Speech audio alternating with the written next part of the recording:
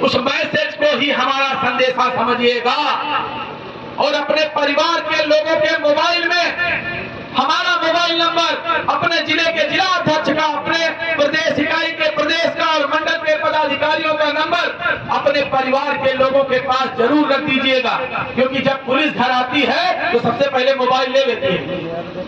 तो कम से कम आपके परिवार लोग हमसे संपर्क कर सके।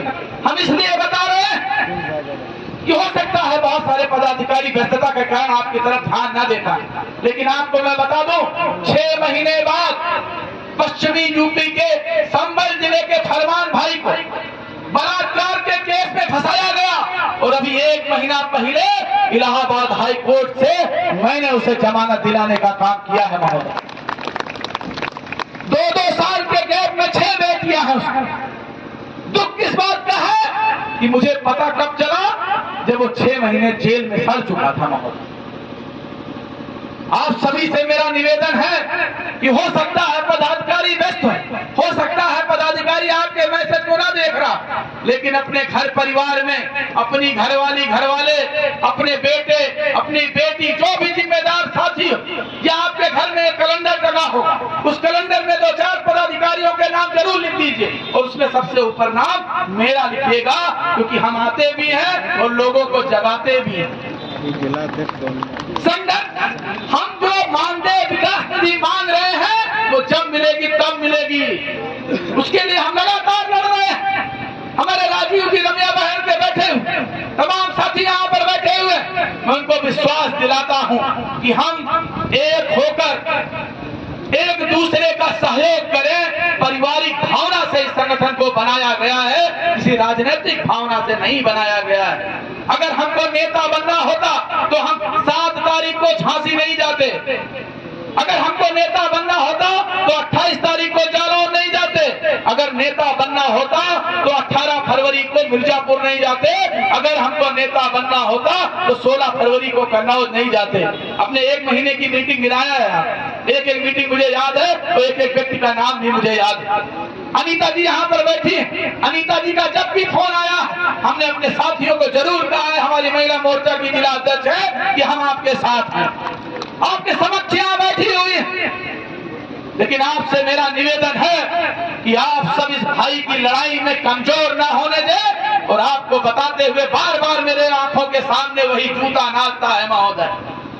और मैं दिन रात आप इस समय देख रहे होंगे, हम 3-3:30 बजे तक मैसेज करते रहते हैं, शायद आपने ग्रुपों में देखा, और 6 बजे फिर उठ जाते हैं, क्योंकि हम स्वाभिमान की लड़ाई लड़ रहे हैं। और जो आदमी अपने संसाधन से बिना चंदे के लिए 80,000 बीडीसी के लिए, जिसको लोगों ने मुर्दा कहा था, जिसको लोगों ने सड़ी हुई लाश कहा था, जिसको लोगों ने सड़ी हुई बदबूदार लाश कहा था, जिसको लोगों ने बिकाऊ कहा था, उसके स्वाभिमान सम्मान के लिए लड़ रहे हैं। हम कितने स्वाभिमानी होंगे महोदय।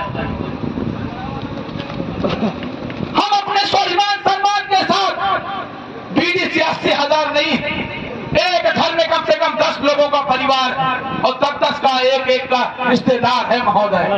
लाखों की संख्या में हमारा परिवार है और हम इस परिवार के नेता हैं, हम इस परिवार के भाई हैं। इसकी इज्जत, आबरू और सम्मान के लिए मैं अपना जीवन न्यौछावर कर दूंगा, प्राण न्यौछावर कर दूंगा, लेकिन आज नहीं आने दूंगा महोदय। और मैं केवल बातें बना के नहीं जाता हूं नेताओं की तरह। पहले दिन से आज तक मेरे स्वभाव में, मेरे चरित्र में, मेरी कार्यशैली में तनिक भी परिवर्तन आया हो तो सरोज भाई बता सकते, विनय भाई, अशोक जी बता सकते। हो सकता है आपके आपसी थोड़े बहुत मतभेद हों, वो हर जगह हर परिवार में होते हैं, हर दल में होते हैं। अपने मतभेद बनाए रखिए, और मतभेद का मतलब नहीं कि हम अलग हो जाए, मतभेद का मतलब है, और आप हो सकता है भविष्य में बड़ी राजनीति करें। एक कोई बड़ी अगर पार्टी है तो उसमें भी लोगों में मतभेद होते हैं, लेकिन वो मतभेद का गुस्सा जानते कैसे निकालते हैं? अपनी संख्या बढ़ाकर, कि अब की बार हमारा बीडीसी संघ का राष्ट्रीय अध्यक्ष आ रहा है तो हम देखते हैं कि वो तुम ज्यादा संख्या लेके पहुंचोगे, वो देखता है कि तुम ज्यादा संख्या लेके पहुंचोगे, क्योंकि लोकतंत्र में नेता उसी को जानता है जिसके पास संख्या है महोदय। केवल कुर्ता पहन के जाके भाषण करने से कुछ नहीं होता।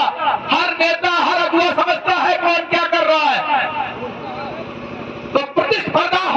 चाहिए, आपस में एक दूसरे के प्रतिस्पर्धा होनी चाहिए, लेकिन सकारात्मक प्रतिस्पर्धा होनी चाहिए। आपने देखा होगा एक दल के किसी भी नेता की बिटिया की शादी होती है तो हर दल का नेता वहां पहुंचता है, वहां पहुंचता कि नहीं पहुंचता, आप बताइए। और हम लोग छोटी छोटी बातों को लेकर मनमुटाव कर लेते हैं। और आंसू मैं बड़े विश्वास के साथ कह सकता हूं, करो यहाँ पर वेदपाल जी खड़े हैं, शायद आज की संख्या से ये निराश हो, लेकिन मैं निराश नहीं हूं। और ये संख्या कम होने का कारण है हमारी एकता में कहीं ना कहीं कमी आ रही है। हम एक दूसरे पर विश्वास कम कर रहे हैं, क्योंकि यही लखीमपुर का जिला है जिसने लखनऊ को किला बना दिया था और विधानसभा को घेर दिया था महोदय। और अगर मुझे किसी पार्टी से टिकट मिलेगा तो मैं धौरहरा लखीमपुर से ही लड़ूंगा, भले मुझे एक वोट ही क्यों ना बने महोदय। हम उस चिड़िया की तरह काम करेंगे जो आग बुझाने में अपने चोट से पानी डालती रही।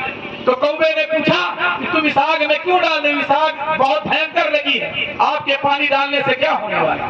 चिड़िया ने कहा इतिहास में जब इस आग की घटना लिखी जाएगी तो मुझे लिखी जाएगी प्रयास करने वालों में और तुम्हें लिखी जाएगी मूक दर्शक में। तो हम प्रयास करने वालों में रहना चाहते हैं, हम मूक दर्शक बनकर नहीं रहना चाहते। अगर यहाँ पर किसी के बीच में टसन है और प्रतिस्पर्धा है तो वो संख्या बल दिखाकर गुस्सा स्थापित करे। जिसने मेरे सामने जूता रखा था मैं उसके ऊपर जूता चला सकता था, क्योंकि मैं कोर्ट का वकील हूँ। जूता चलाने के बाद भी कुछ नहीं होगा, कोर्ट में आएगा उसके बाद फिर जूता चलेगा महोदय। लेकिन नहीं, मुझे जवाब जूते से नहीं देना है, 80,000 परिवारों का जूता उसके मुंह के सामने रख कर देना है महोदय। हम चुप नहीं है। और मैं वहां बोला नहीं तो इसका मतलब ये नहीं कि मैं सीधा हूं। मैं सीधा तब तक हूं तब तक चश्मा लगाए रहता हूं, और चश्मा उतार देता हूं तो हमसे फायर नेता नहीं।